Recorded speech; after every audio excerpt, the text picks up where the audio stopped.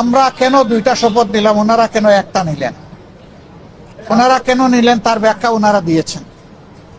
আমরা যে ব্যাখ্যাটা দিতে চাই, আমরা মনে করি যে 26-এ কোনো নির্বাচন হওয়ার কথাই ছিল না।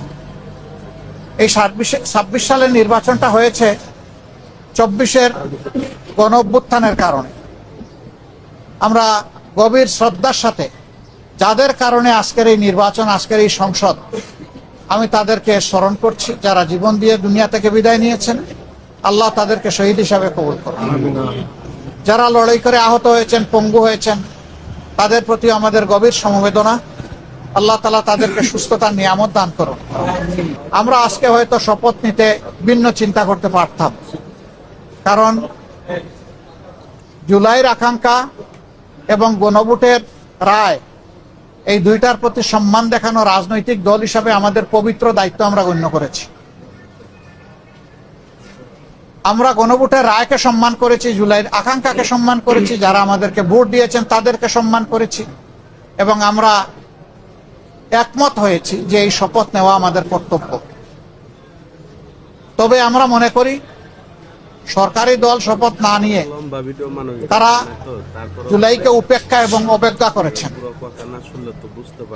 এতে জন আকাঙ্ক্ষার বিপরীতে তাদের অবস্থান বলে আমরা মনে করি। সংস্কারের বিপরীতে তাদের এই অবস্থান স্পষ্ট। যদিও তারা ব্যাখ্যায় বলেছেন যে সংসদ বসে তারপরে প্রভিশন ক্রিয়েট করে এটা তারা দেখবেন, আমরা এটা দ্রুত দেখতে চাই।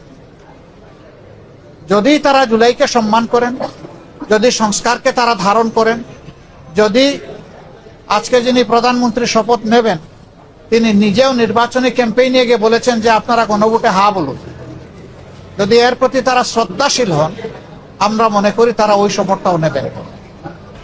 আমরা আশা করেছিলাম তারাও শপথ নেবেন দুইটা, আমরাও নিব দুইটা সকালবেলা। তারপরে তারা আমাদেরকে অথরিটির পক্ষ থেকে দাওয়াত করেছিলেন বিকালের অধিবেশনে, যেখানে মন্ত্রী পরিষদের শপথ হবে, সেখানে অংশগ্রহণ করার জন্য।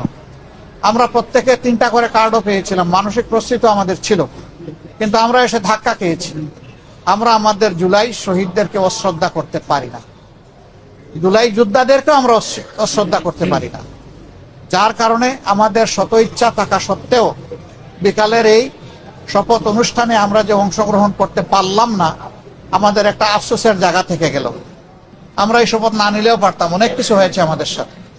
কিন্তু আমরা চাই ক্রমান্বয়ে গণতন্ত্র তার প্রাতিষ্ঠানিক রূপ পাক, এই রূপে ফিরে আসতেই হবে, এর কোনো বিকল্প নেই। এই জন্য আমরা শত কষ্ট থাকা সত্ত্বেও